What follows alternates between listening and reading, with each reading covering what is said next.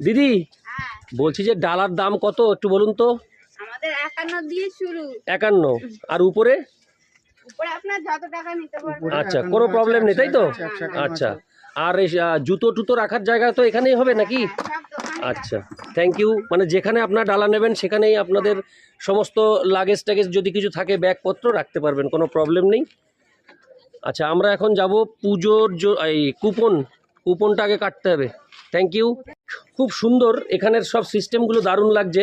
একদম রাস্তার পাশেই রয়েছে সব ব্যবস্থা। এই যে দেখুন, আমি একদম আপনাদের এখানে লাইভ দেখাচ্ছি। পুষ্পান্ন পোলাও 80 টাকা, খিচুড়ি ভোগ 50 টাকা, পার্সেল ভোগ 80 টাকা। অর্থাৎ কেউ যদি সাথে করে প্রসাদ নিয়ে যেতে চান অবশ্যই নিতে পারেন। এখানে তার সুব্যবস্থা রয়েছে এবং খুব ভালো লাগছে এরকম একটি সুন্দর সিস্টেম দেখে। দারুণ। আমি এখন এখান থেকে দেখো, যাও তো। হ্যাঁ, কুপনটাকে কাটি। অবশ্যই সবার আগে প্রথম কাজ হচ্ছে কুপন কাটা, তারপরে অনেক কিছু করার অ্যাক্টিভিটি রয়েছে সেটা করা যাবে, কিন্তু সর্বপ্রথম কুপন। কথা বলো। 80 টাকা 50 টাকা ডিফারেন্সটা একটু যদি বলেন। 80 টাকার ফ্রাইড রাইস আছে। আচ্ছা, ফ্রাইড রাইস, খিচুড়ি, হ্যাঁ। তরকারি, পায়েস, চাটনি, পাঁপড়। আচ্ছা, আর এটা তো যাচাই নাকি? শুনেছি, যেটা আমি যে যতটা পারে আর কি। হ্যাঁ, আর খিচুড়িতে 50 টাকা শুধু খিচুড়ি আছে। আচ্ছা তরকারি, পায়েস, চাটনি।